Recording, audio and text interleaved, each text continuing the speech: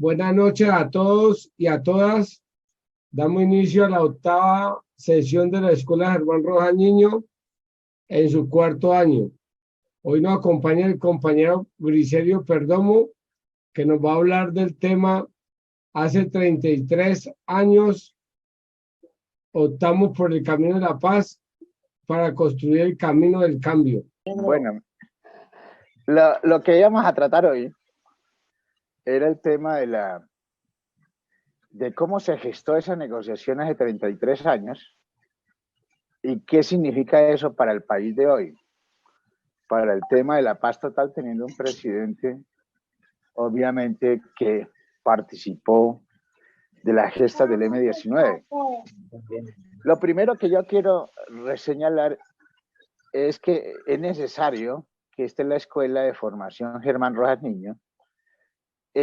A Germán Rojas Niño, Raulito, nadie lo ha reivindicado.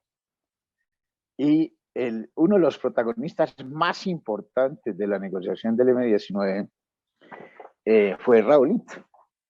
Y le voy a contar por qué y cómo se gestó la negociación, porque es que la negociación que señala Petro del acuerdo del 10 de enero allá en Ortega, Tolima, Petro lo señala como si el hombre hubiera convencido a Pizarro de firmar esa alta intención de la negociación. Y eso, pues él aparece en la fotografía, pero eso fue un proceso. Ese proceso duró más de un año en el departamento del Cauca. ¿Y cómo se gestó? Se gestó de la siguiente forma. Nosotros bajamos a Popayán y comenzamos a impulsar una comisión de derechos ciudadanos y convencimos a la Iglesia Católica en ese tiempo, el arzobispo de Popayán, Samuel Silverio Vitrago, para que nos acompañara en este propósito. Y ese día que convocamos una reunión en el arzobispado, ese día fue militarizado totalmente la ciudad, porque el ejército y las Fuerzas Armadas tenían la información de que Pizarro estaba en el Cauca y la única razón de estar Pizarro en el departamento del Cauca era tomarse Popayán. Luego de ese intento fallido, seguimos perseverando con la gente que existía allí del Plan Nacional de Rehabilitación, que le llamábamos las QKRs, porque todas eran mujeres. Dentro de eso se destacaba una señora que la mataron luego, Laura Simons, y la directora era María Cecilia Sacconi. Logramos involucrar toda esta gente en este propósito, meter gente del Partido Liberal, inclusive uno de los que estaba ahí en el gobierno, el papá de él, Omar Henry Velasco, el papá de Luis Fernando Velasco, se metió también en este propósito. Y logramos impulsar ya no una comisión por la defensa de los derechos ciudadanos, sino una comisión de diálogo departamental y diálogo nacional por la paz de Colombia. Y logramos establecer una oficina en la Asamblea Departamental del Cauca.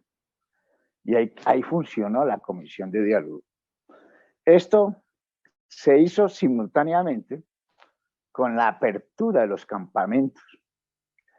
Pizarro ya no estaba en el Cauca, sino que estaba Raulito. Y con Raulito coordinamos todo.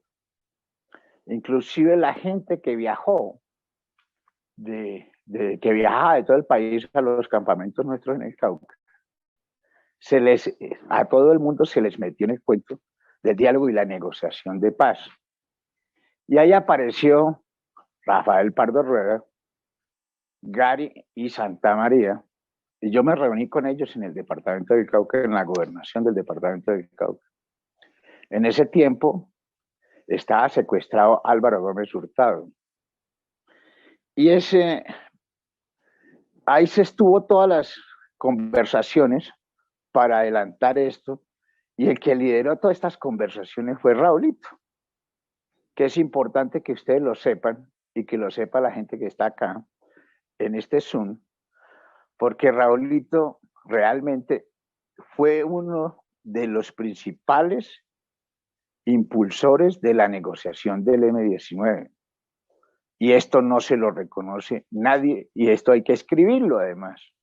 Hay que decirle a la sociedad colombiana que lo que apareció en Ortega Tolima, de la firma, es simple y llanamente un acumulado de más de un año. Le voy a dar otra historia. Pizarro estaba en la Uribe y a Pizarro lo habían nombrado comandante general de las Fuerzas Armadas de la cumbre guerrillera que se hizo la coordinadora guerrillera Simón Bolívar en la Uribe Meta. Y fue Marulanda y Jacobo Arenas los que propusieron que Pizarro fuera el comandante general de las fuerzas guerrilleras. Nosotros tuvimos una reunión, una videoconferencia con Pizarro y estuvieron todos los frentes ahí, los mandos. De eso yo creo que el único que está vivo de todo eso es Oscar, y habría que confirmar con Oscar, porque yo inclusive grabé, yo estaba en Popayán y grabé estas conversaciones que nosotros las hacíamos por radio HF. Esas grabaciones tengo que buscarlas, donde Pizarro, emocionado de venir de ser comandante de la comandante militar de la coordinadora guerrillera Simón Bolívar, hubo una discusión intensa. Y esa discusión intensa con Pizarro era que nosotros ya estábamos prácticamente en un proceso de negociación, en un proceso de apertura, de paz y de negociación. Ya habíamos discutido con el gobierno. El gobierno nos cogió y nos llevó un libro, inclusive yo lo tenía, un itinerario, se llamaba así, un itinerario hacia la paz. Y los comenzamos a discutir en los campamentos con el gobierno. Ese itinerario hacia la paz, que plantea fundamentalmente lo que plantean todas las negociaciones de los conflictos armados en el mundo, y es que empiezan con una fase exploratoria, una parte de negociación, de diálogo, de negociación, una parte de normalización, y todos los procesos de paz terminan en tres letras: desmovilización, desarme y reinserción. Ese es el esquema fundamental de todas las negociaciones que se adelantan en cualquier parte del mundo. Y discutimos arduamente con el gobierno nacional estos temas, y esa reunión que hicimos un 31 de marzo, Pizarro planteaba una cosa totalmente opuesta a la que nosotros estábamos planteando, y es que estuviéramos listos porque íbamos a hacer una ofensiva general con la coordinadora guerrillera en todo el país. Y fue a raíz de esos 10 días de discusión con Pizarro que Pizarro luego recibe, con las gestiones que ha hecho la hija de Turbay, Diana Turbay, que la mató luego el narcotráfico. Esta señora fue fundamental en el enlace con el gobierno para firmar ese acuerdo de intención, esa alta intención del 10 de enero en Ortega Tolima. Es importante aclarar esto en el eje de la historia, porque si no esto se olvida. Y fue realmente el eje de la negociación. Y cómo se gestó el proceso de paz fue el departamento del Cauca. Y eso hay que decirlo. Por eso se firmó y se escogió Santo Domingo. Y se firmó el 9 de marzo hace 33 años. Fue en el departamento del Cauca, no fue el Tolima, no fue en otro sitio. Fue allí en el departamento del Cauca, porque lo hemos podido hacer en cualquier otra zona del país.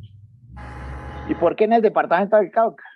Porque en el departamento del Cauca estaba metida todas las organizaciones sociales, la clase política. Había un ambiente favorable para adelantar ese proceso ahí en este departamento del Cauca. Eso pesa más que las condiciones mismas del terreno o las condiciones militares, porque acuerde que el país andaba en una masacre total y lo único que vean era matar líderes sociales y líderes guerrilleros. Al hombre que cogían de la guerrilla, pues enseguida lo mataban. Ahí me capturaron, les soy franco, ahí me capturaron en Popayán haciendo estas gestiones. Me capturaron en enero, en esos días de enero que Pizarro había firmado. Pizarro luego me salva la vida, porque Pizarro dice que hasta que no aparezca yo, tuve 21 días desaparecido y torturado. No se continuaba con el proceso de paz. Yo por eso salí de la cárcel a ser el coordinador de los voceros de la negociación con el gobierno nacional. Esta negociación se hizo sobre la base, si ustedes recuerdan, que se planteamos en aquella época las 3 rectificaciones hacia la paz plena, llamaba Pizarro, no la paz total, sino la paz plena. Esas 3 rectificaciones consistían en una rectificación de orden constitucional y legal, unas cuestiones de orden público y un tema eminentemente económico. Nosotros salimos todo un año a discutir esto con los sindicatos, en las universidades, con los partidos políticos. Y esto termina, obviamente, como terminan todos los procesos de paz, ¿no?, que pasan por el Congreso de la República, porque tienen que aprobar las leyes. Si ustedes observan qué fue lo que se negoció, es exactamente lo que negociaron las FARC en La Habana. A diferencia que nosotros en aquella época no existía la justicia transicional y la justicia internacional, y obviamente no sabíamos qué era la justicia especial para la paz. Esos estándares no existían en aquella época, porque Colombia no había ratificado el Tratado de Roma. Eso significó que el 17 de diciembre de 1989, un parlamentario, inclusive un parlamentario caucano, le metió al acuerdo, el 17 de diciembre, de la no extradición, y el presidente Virgilio Barco lo hundió. Hundió todo el acuerdo. O sea que nos quedamos sin acuerdo. Sin embargo, nosotros allá en Santo Domingo, en la 10ª conferencia, ya el M19 había votado por adelantar el proceso de la negociación. Y Pizarro tomó la decisión sabiamente de salir a la calle sin acuerdo, sin indulto y sin nada, y a lo que vio todo el pueblo detrás del hombre, dijo, no le regreso yo estaba hablando, yo era el interlocutor con el presidente Barco, y Barco, inclusive cuando el Congreso hundió el acuerdo que habíamos hecho con el gobierno nacional, Barco me llamó a Popayán, al apartamento de Laura Simos, y me dijo, busca al comandante y le dice, mi palabra está empeñada. Dígale al comandante, mi palabra está empeñada, vamos para adelante. Entonces, la idea era cómo resolver el tema de la negociación sin acuerdo. Y ahí surgió la idea, porque se han hecho todas las consultas, el gobierno nacional ha hecho todas las consultas, de cómo adelantar una reforma constitucional. No había mecanismo para hacer una reforma constitucional en Colombia. Y fue allí que la misma Corte Suprema había informado al presidente que la única forma de resolver esto era a través de una especie de plebiscito. Fue cuando resurge además la idea de la 7ª papeleta. Esta idea de la 7ª papeleta hay que ponerle nombre. Esa idea fue de Camilo González Pozo. Inclusive el texto de la 7ª papeleta la hizo Camilo González Pozo en Santo Domingo, Cauca. A él hicimos entre todos. Inclusive la plata para el impulso de la 7ª papeleta yo la traje de Santo Domingo y la repartí aquí en Bogotá a las organizaciones estudiantiles y sociales para el impulso de la 7ª papeleta. Y fue así que se le dio vía jurídica a adelantar un proceso constituyente en Colombia. Ustedes recuerdan que Estanislao Zuleta estuvo allá en Santo Domingo dando una conferencia y decía una frase muy célebre, Estanislao Zuleta: hay revoluciones que estallan, como la revolución cubana, la revolución nicaragüense, que llegan con tanques al palacio, y hay revoluciones que se producen. Y Estanislao Zuleta decía, ustedes produjeron una gran revolución en este país con la convocatoria a la Asamblea Nacional Constituyente. Ese es el proceso realmente así rápido de lo que fue el proceso de negociación del M19. Y por eso yo les digo que es importante rescatar, aquí sí hay que rescatar la memoria de Raulito, porque Raulito era el protagonista, el impulsor, el convencido. Y eso se dio porque nosotros en el Cauca teníamos la fuerza fundamental de la guerrilla. Es decir, en el Tolima no había casi nada. y en el resto del país menos. O sea que allá estábamos casi todos concentrados porque Pizarro tenía la idea de concentrarse en el departamento del Cauca y armar unas zonas político-militares. Eso lo habíamos decidido en la conferencia de Moras Cauca, cuando sacamos la consigna de paz a las Fuerzas Armadas, vida a la nación y guerra a la oligarquía. Sí, ¿alguien quiere intervenir ahí? ¿Aló? Oiga. No, Mauricio, se le incendió. No, estamos bien. Hágale. Le estoy contando historias que yo de pronto ustedes no conocen. Pero es importante que se conozca la historia y la historia real de este país. Ese libro lo estoy escribiendo realmente, ese proceso de negociación del M19, cómo se inició ese proceso de negociación. Tengo que esperar que haya otra pandemia para concentrarme a escribir ese libro, porque ese libro es importante que ese proceso lo conozcan los colombianos, porque se ha escrito y se ha escrito de una forma y otros están tomando las banderas que no son. Dentro de eso es no Petro. Petro señala en su libro que fue el que convenció a Pizarro para adelantar esa negociación. Eso no es cierto. A ver, le estoy contando esta historia porque es necesario que se conozca bien. Porque si ustedes miran el proceso de negociación que adelantamos en la década de los 90, con los demás grupos, se movilizaron 15 grupos en la década de 90, el esquema fue el mismo. La diferencia de nosotros con los demás es que nosotros no negociamos nada de la reinserción. La reinserción aparece cuando aparece la desmovilización del EPL. Y lo que el M19 lo que negoció allí realmente fue una inserción política. Y fue gracias a la convocatoria de la Asamblea Nacional Constituyente. Y fue un acuerdo verbal. Si ustedes se acuerdan, lo que dice la firma del M19, eso es un parágrafo. Y fue una cosa muy sencilla, pero era un acuerdo, después de caerse el acuerdo en el Congreso de la República. Fue un acuerdo verbal, realmente. Barco cumplió y tuvo el honor de cumplir la palabra, y el M19 también cumplió la palabra. Es decir, fue una cosa eminentemente política y de movilización social. Luego aparece la Asamblea Nacional Constituyente, ustedes ya conocen esa parte mejor. Pizarro lo mataron, obviamente. Esa muerte de Pizarro, pues ahí está todavía andando.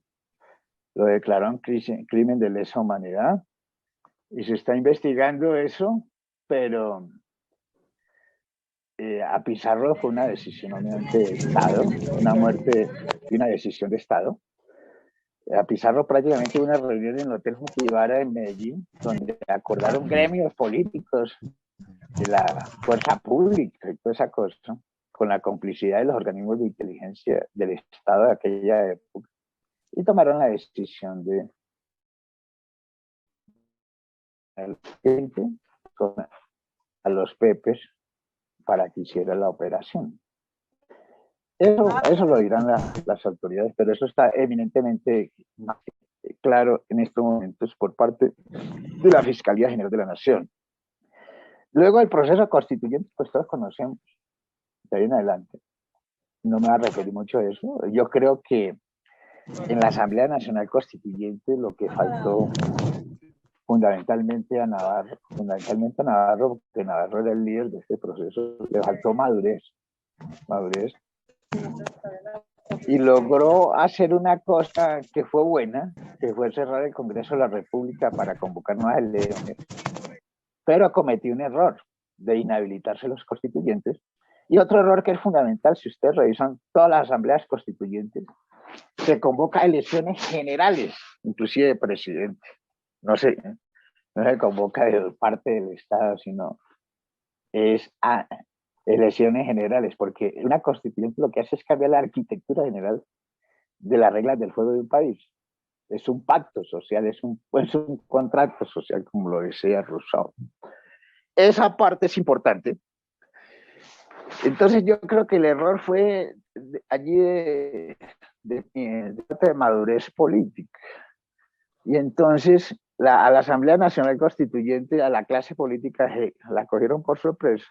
Si ustedes miren, los asambleístas es gente más académica y el error de ellos fue que el Congreso volvieron a la misma clase política.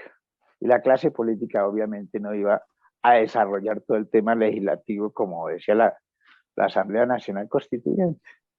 Y la Asamblea Nacional Constituyente, pues ahí vemos los resultados de esto.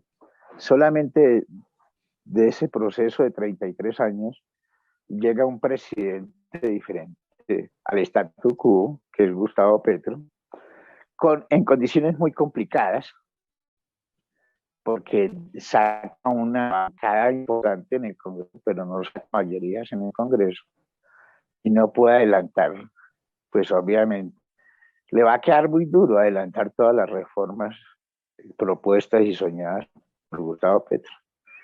Petro es un individuo de la justicia social, es un tipo convencido por trabajar por los pobres de este país, por acabar con la inequidad, la desigualdad. Y es un tipo convencido en el tema de la climática. Eso tiene en la cabeza que es necesario adelantar la paz total. Esto no es más que lograr que no solamente Petro está convencido que el problema del país no solamente es negociar con los actores armados, sino porque Estado no hay ese déficit de Estado que hay en los territorios nacionales, si no se resuelve eso con la presencia estatal. El tema de la violencia es crónica y no se va a superar nunca. Entonces, en última, lo de Petro fundamentalmente está soportado en este trípode total,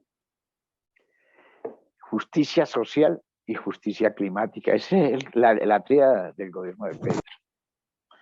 Y le va a tocar muy duro, porque es un proceso que tiene que negociar necesariamente con los partidos tradicionales y tiene que conservar además la coalición en el Congreso con el Partido Liberal, el Partido Conservador, la U, y lo que queda de parte histórico. Esa negociación tiene que sostenerla porque si no el hombre inclusive tiembla en el gobierno y puede perder hasta la gobernabilidad y puede caerse además. Petro puede caerse si no sostiene la coalición en el Congreso de la República. Y eso, la coalición se hace fundamentalmente transando. Y transando es sobre la burocracia y sobre paquetes de gobernabilidad con los partidos tradicionales. Pero ahí yo creo que el tema de la paz, Petro tiene que corregir. Puso un alto comisionado que viene de una ONG que no conoce el tema de la negociación. Y ustedes lo ven, tiene dificultades para adelantar este proceso porque no tiene la experiencia. Entonces tienen que armar equipos negociadores y fortalecer mucho esa oficina del Alto Comisionado para la Paz. Tienen que fortalecerla demasiado. Tiene una dificultad, tiene el fiscal general que es enemigo del proceso de paz y enemigo del gobierno, abiertamente. Tiene otra dificultad que tiene la Procuraduría también enemiga del proceso de paz, enemigo de este proceso. Tiene una justicia que no sabe para dónde pegar y no se ha armonizado con el tema del gobierno. Y el gobierno tiene una debilidad institucional en todos los sentidos, porque el único que sabe comunicar es el presidente. El resto, todos sus colaboradores, sus ministros, cada vez que hablan en los medios de comunicación, la embarran, porque este es un problema de comunicación política, no es un problema de periodismo. Entonces, este problema y esta debilidad que tiene Petro, que lo van a atacar por todos los lados, obviamente para erosionar su legitimidad, como ustedes vieron por el lado de la familia. Es decir, van a encontrar lo que él decía en la posesión, cualquier funcionario que meta las manos, porque este es un gobierno diferente a los otros gobiernos, diferente al gobierno pasado de Duque, que fue el gobierno más corrupto que ha tenido la historia de Colombia, de toda su historia además. el gobierno de Duque. Sin embargo, no pasa nada, porque obviamente ellos manejaban todos los organismos de control y de justicia y todo el Congreso, es decir, manejaban todos los poderes públicos. Así que la apuesta del gobierno, el gobierno tiene que reorientar muchas cosas, adelantar este proceso de paz total. Hay cierta experiencia en Colombia acumulada sobre la negociación de conflictos, de cómo lograr hacer presencia estatal en los territorios para que no se produzca esto. Y hay experiencia además de cómo ir avanzando resolviendo el tema del tráfico de drogas y el tema de la minería, que es el combustible real de todo el conflicto que existe en Colombia. Entonces tenemos varios sectores de negociación que son muy diferentes. Tenemos una negociación con el ELN, que ya la definieron como una negociación obviamente política. Tenemos una negociación que todavía no está clara con la segunda Marquetalia. Si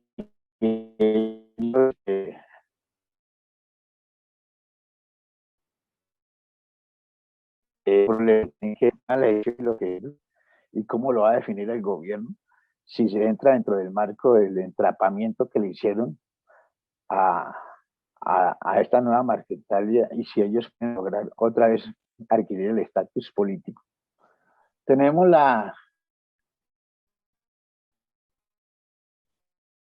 Estado Mayor de Mordisco, de prácticamente temprano, o sea que con este grupo se puede prácticamente avanzar, pero la segunda Marquetalia, como el Estado Mayor de Mordisco, necesitan equipos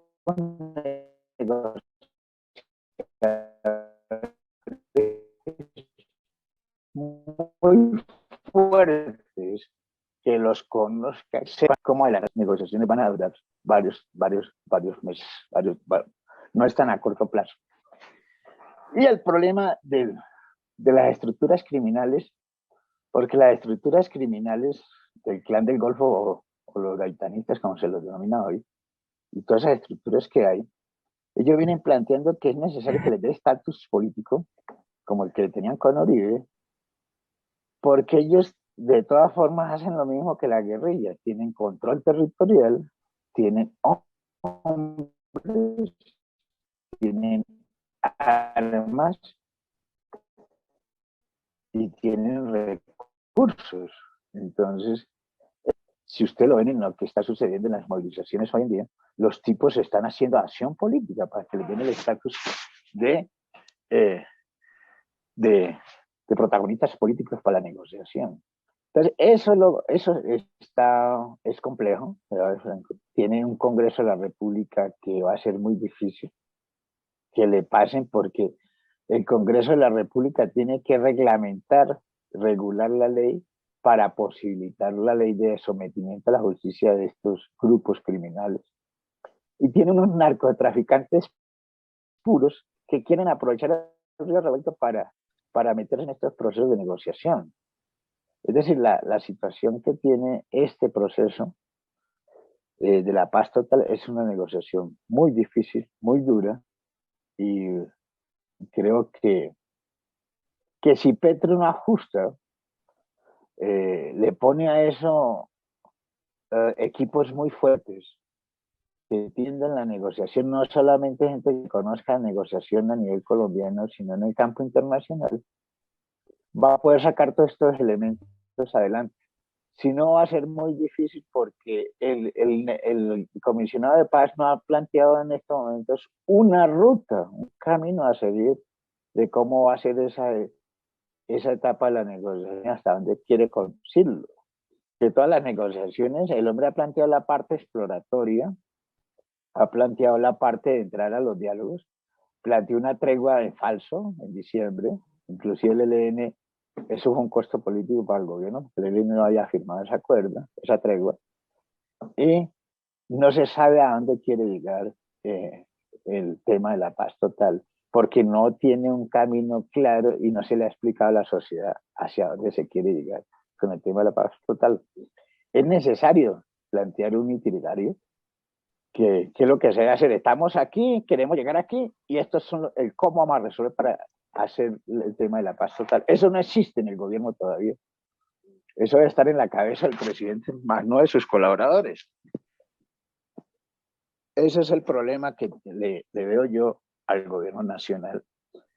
Pero yo creo que ahí va avanzando, van aprendiendo, y este semestre es clave porque se vienen las reformas fundamentales que tiene el gobierno: la salud, la pensional, la laboral, el campesino como sujeto de derechos, la reforma política, el código electoral. Es decir, la agenda del Congreso es una agenda muy ambiciosa en este semestre, porque el otro semestre el Congreso no hace nada, porque el Congreso los congresistas se van a las elecciones territoriales. Se viene el tema de la ley de sometimiento a la justicia. Es decir, es un Congreso que tiene menos de 50 días para aprobar todo este tipo de leyes. Así que lo único que hay es tener mucha fe, mucha fuerza. Creo que este gobierno le va a tocar duro, y la única posibilidad de sostener el ritmo y la simpatía del gobierno es con la movilización social. Va a ser el mismo fenómeno que como ocurrió en la alcaldía de Bogotá. Fue gracias a la movilización social que Petro pudo terminar su mandato constitucional. Ahí los dejo yo. Si preguntas o alguna cosa, estoy dispuesto. Gracias, compañero Griserio. Damos por abierto el espacio de preguntas del conversatorio. ¿Quién tiene alguna pregunta para el compañero?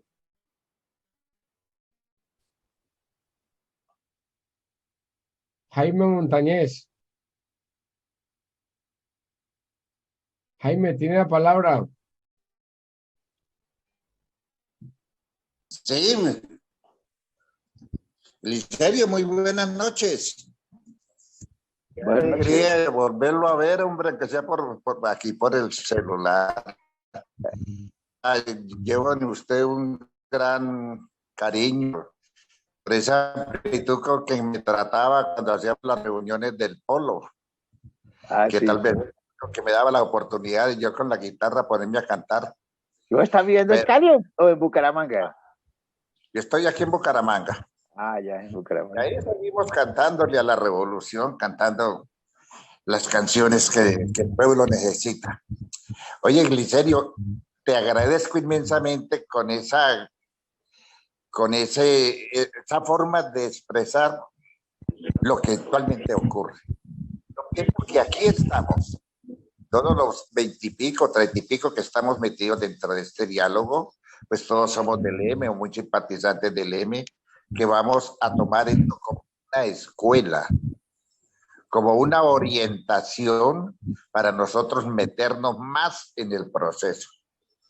Porque esto nos va a ayudar a que verdaderamente sepamos que Petro no escapa solo, que esto es de todo un pueblo y nosotros a veces nos echamos a las petacas. Y esto va para decirle, pues, escuchar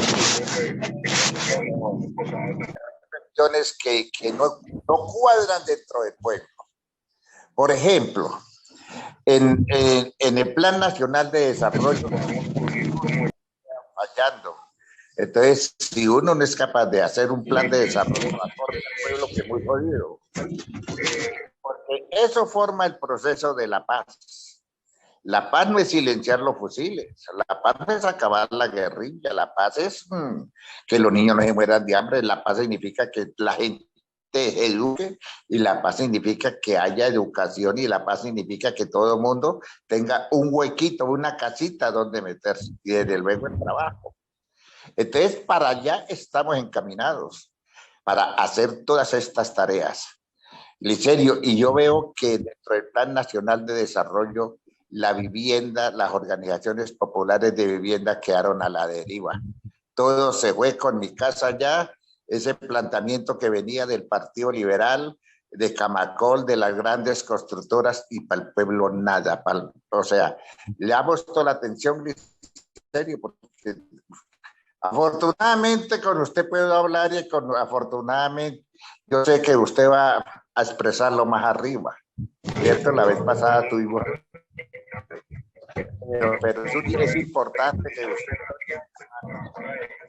para que esa realidad, tenemos la oportunidad de hablar más a fondo. De pronto yo voy a Bogotá y nos encontramos. Gracias, Griselio. Un abrazo muy grande, compañero. Gracias. Compañera Raquel, por favor, silenciar el micrófono. ¿Quién va a pedir la palabra? Que se les aprenda a Raquel el micrófono. ¿Quién más va a pedir la palabra?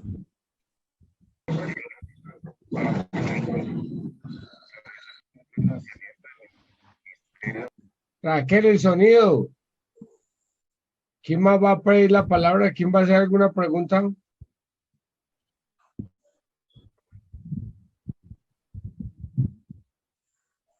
O Griselio, usted explica muy bien porque nadie quiere hacer preguntas. Compañero Bricelio, muchísimas gracias, de verdad, porque ahorita en este momento de tensión por la información, ¿sí? Que la información sea veraz. Hay un tema ahí en el plan de desarrollo que no queda estipulado, el tema de apoyo al campesino. No me acuerdo el artículo, pero ya lo hemos estudiado en el tema en la defensa del agua. Parece ser que en ese plan de desarrollo apoya mucho las multinacionales. Entonces, el tema de los acueductos veredales, el tema de la reforestación. Bueno, hay un articulado, se me olvidó el artículo ahorita, pero más adelante lo. Entonces, ahí estamos nosotros un equipo, ya precisamente escribimos a nivel nacional sobre ese articulado y sí no vemos en el plan de desarrollo ese gran apoyo al campesino que verdaderamente necesitamos. Sí de pronto fortalece la parte de producción y la agroindustria, pero de sí protege el medio ambiente como tal, el plan de desarrollo. Se ha dicho en todas las esferas la defensa del medio ambiente, pero en el articulado no se visualiza eso. Muchas gracias. ¿Algún comentario, Griselio? Sí, si quieren, hagan las preguntas, yo respondo. Otro tema, compañero Griselio, dentro de la reforma a la salud, se propuso 150 articulados y en la contrarreforma ellos propusieron 120 modificados. Entonces ahí está en peligro la reforma. ¿Cómo lo ve usted? A la salud. Gracias, Fabiola. Le damos la palabra al CIES. Al CIES.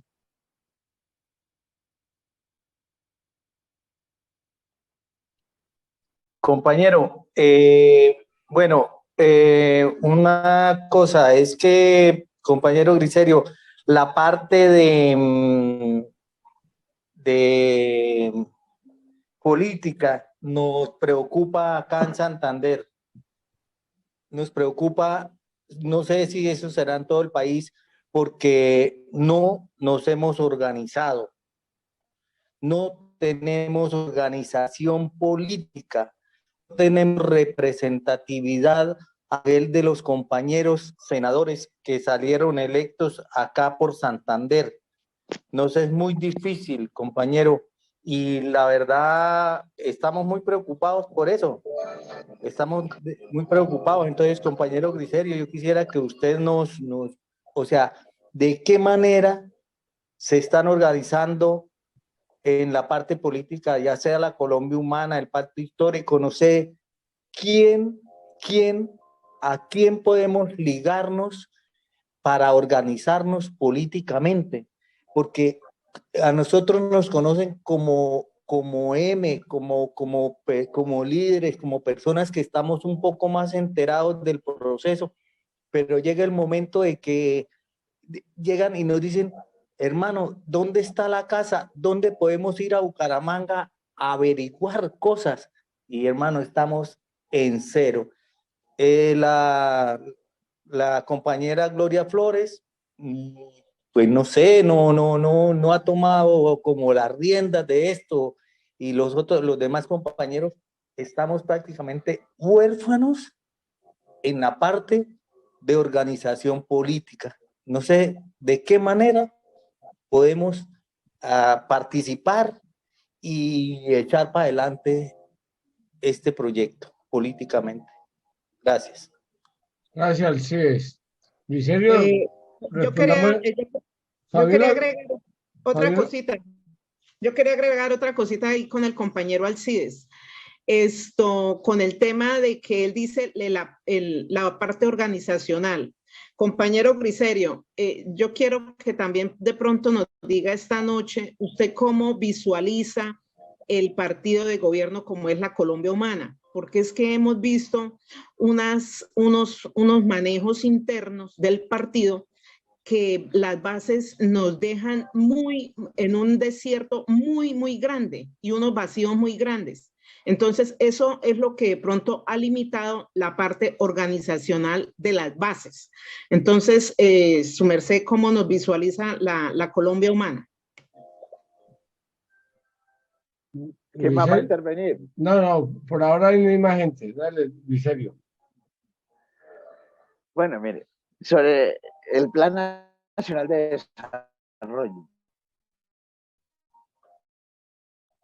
Colombia, potencia mundial de la vida, lo comparan con el discurso de Petro y con lo que presentó Petro ante el Consejo Nacional de Programa de Campaña, tiene muchas diferencias.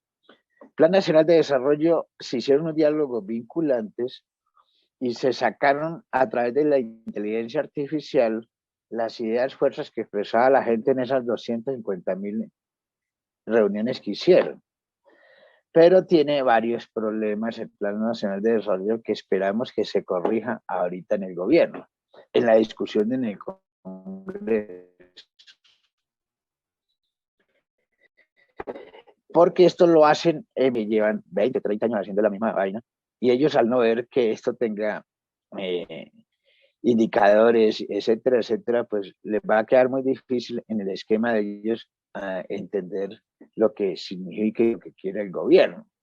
Sin embargo, el Plan Nacional de Desarrollo tiene realmente 5 capítulos que son los capítulos del eje de todo lo que va a hacer el gobierno, porque el Plan Nacional de Desarrollo es la hoja de ruta, la carta de navegación de los 4 años del gobierno. El primero es el cumplimiento de todos los acuerdos de La Habana. Si ustedes miran el primer capítulo, es el cumplimiento de los acuerdos de La Habana. Ese es necesario que ustedes le pongan cuidado porque el gobierno tiene la decisión política de cumplir ese acuerdo. Porque obviamente tiene una finalidad, y es que cumpliendo los acuerdos de La Habana, pues obviamente hay la posibilidad de los demás grupos que el gobierno no tiene la idea de hacerles conejo como le hicieron conejo los anteriores gobiernos. Tiene otro capítulo que es el que señalaba la compañera, que es el ordenamiento del territorio alrededor del agua. Esto es básico, esto es si ustedes leen el libro que yo escribí, ahí está todo el concepto de la justicia climática de Petro. Realmente es el ordenamiento del territorio alrededor del agua tiene que ver fundamentalmente con todo lo que con toda la crisis climática mundial y la crisis climática que existe en Colombia. Es decir, si no se ordena el territorio con base en el agua, ustedes van a ver que como va a haber tiempos de más lluvias y tiempos más secos, van a encontrar territorios que hay que reubicarlos totalmente. Van a encontrar ustedes en zonas de sequía que la gente no va a tener cómo conseguir agua y agua potable. Entonces, esta parte del ordenamiento del territorio con base en el agua es lo que el enfoque fundamental del gobierno, que no está plasmado, y usted tiene razón, en muchos de los articulados que hay, pero eso el gobierno la tiene clara. O sea que esos son los cambios que hay que hacerle ahorita en la confesión y en la discusión del plan de desarrollo que tiene el Congreso hasta el 7 de mayo para sacar la ley, ¿no? O si no, el gobierno lo saca por decreto. Eso es lo que dice la ley orgánica de planeación.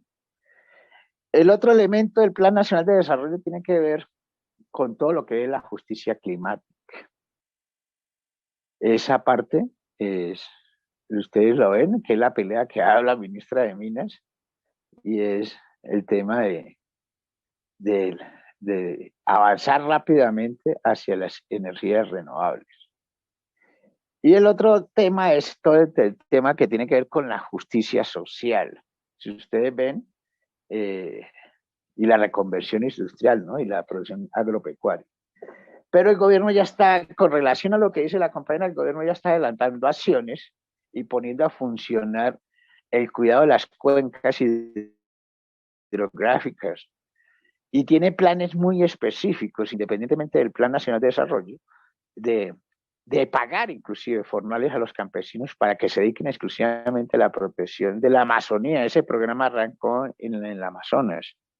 Ya está funcionando para que sean las comunidades las que logren ayudar al cuidado del ambiente. Frente a lo que decía el compañero Bucaramanga de la vivienda,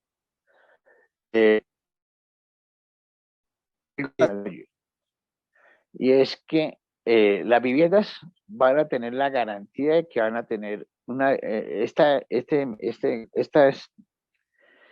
este gobierno le va a apostar mucho a la vivienda rural y va a enfocarse mucho al desarrollo regional y rural.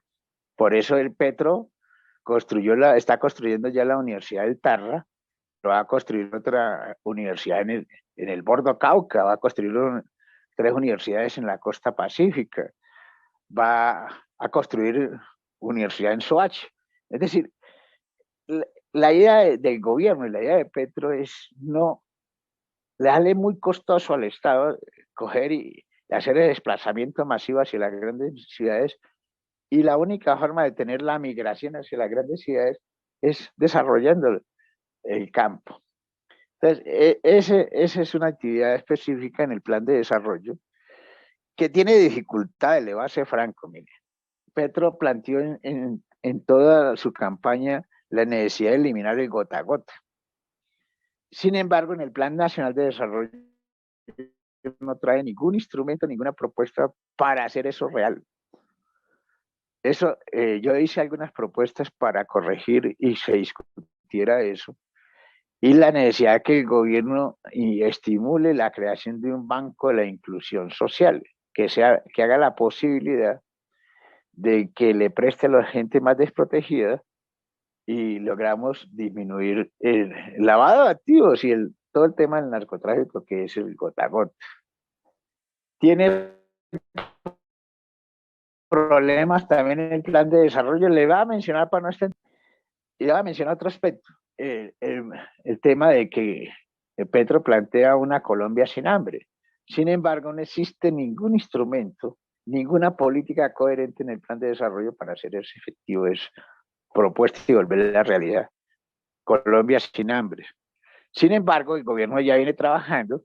Ustedes se acuerdan, en las zonas de desastre, el gobierno ya está dando a la gente de mayores de 65 años que no tienen ningún ingreso, medio salario mínimo legal vigente. Le está dando 500.000 pesos mensuales a toda la gente más desprotegida.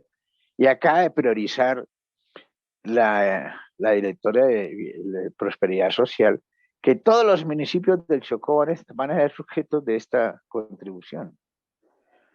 Es decir, eso está avanzando, sin embargo, en el Plan Nacional de Desarrollo, eso no aparece de una forma contundente y clara. Pero bueno, ahí se está haciendo, se están adelantando acciones que compaginan con lo que el presidente prometió en la campaña política. Porque Petro sí quiere hacer una cosa, y es lo que el hombre prometió es hacerlo, no es decir mentiras. O sea, la gente puede tener la y la seguridad de que frente al tema político, realmente lo más cercano que hay a la gente del M19 es obviamente la Colombia Humana, pero la Colombia Humana es a nivel nacional, eso es un desastre, porque eso no es un partido, sino una montonera. Ahí se lo están tratando de buscarle unas formas de darle legitimidad a través de asambleas municipales que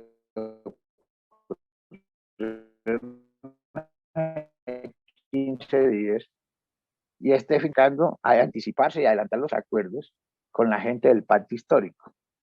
Ustedes saben que la orientación que hay es la siguiente. Para las candidaturas a las gobernaciones y a la alcaldía hay que lograr ir más allá de la gente del pacto histórico para ganar. Y para las corporaciones, asambleas, consejos y legislatos, pues ya como pacto histórico, en alguna región del 15%, que es lo que ordena la ley de las minorías políticas, por ejemplo en el Valle, en Bogotá, en Antioquia, donde sacaron bastantes representantes a la Cámara, ahí no podrían irse a las corporaciones públicas como pacto histórico, y no que van a tener que irse.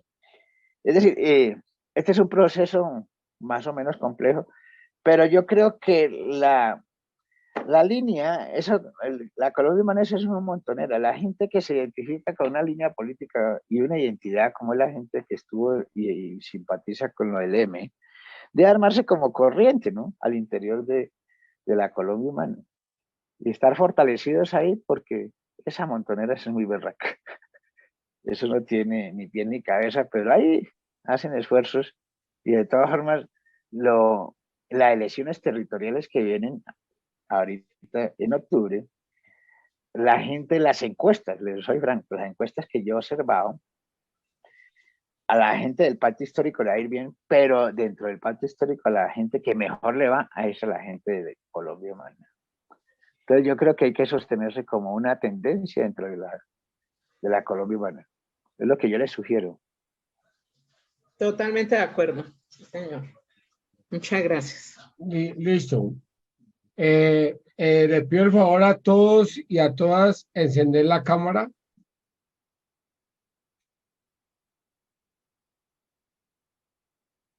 Se me voló.